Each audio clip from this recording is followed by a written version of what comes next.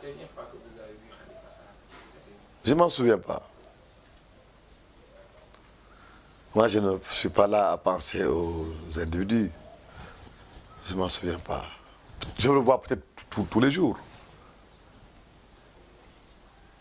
Oui. Au contraire, ça ne ferait pas de mal au Sénégal. Au contraire, ça fera du bien. Parce que je pense que la démocratie moderne a besoin d'une chambre pour les élus des collectivités territoriales, surtout au moment où on parle beaucoup de territorialisation des politiques publiques. Et je pense également que si nous voulons aller dans le sens de lutter contre les cumuls, il faut bien y aller, mais ça peut se faire dans le cadre d'un dialogue politique inclusif, d'un dialogue national inclusif. Autant la question du cumul des mandats et des responsabilités est nécessaire d'être posée, autant la problématique de la limitation du nombre de mandats pour les autres élections est tout à fait normale. Parce que par exemple, si vous prenez le parrainage, au début, ça concernait certaines élections, pas toutes.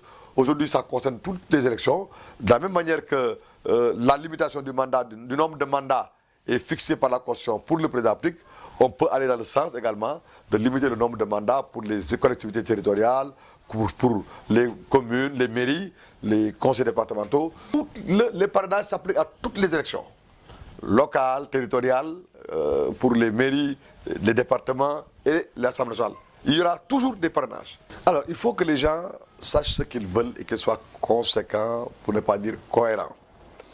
Ceux qui portent les assises nationales comme offre programmatique, eux, ils sont pour un régime présidentiel, pas parlementaire.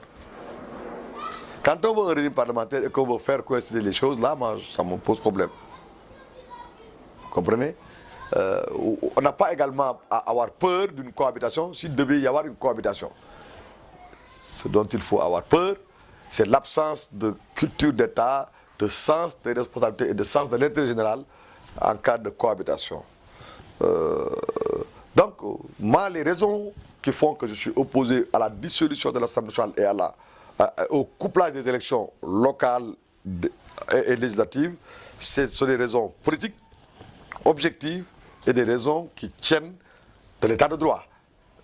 Tant qu'il n'y a pas de crise, tant qu'il n'y a pas de conflit, tant qu'il n'y a pas de raison objective, il ne faut pas, au gré des humeurs de certains députés ou maires ou même futurs présidents de la République, dissoudre pour dissoudre. Ça, on ne crée pas. Ensuite, on ne scie pas la branche sur laquelle on est assis. Ceux qui sont pour, comme Macky Sall, certaines perceptions, certaines visions du fonctionnement de nos institutions, de la nature de nos institutions, eux, mais il n'y a pas de problème.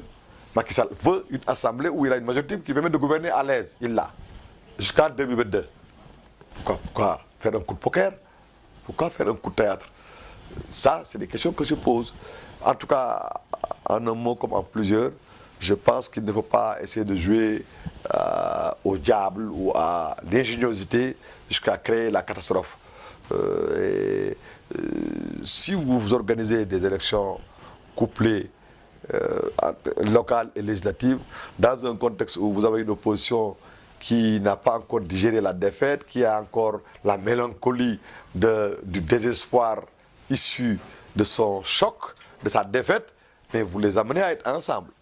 Et je pense que c'est vraiment être un nain politique, pour ne pas dire un tuné politique, que de proposer ça à Macky Sall.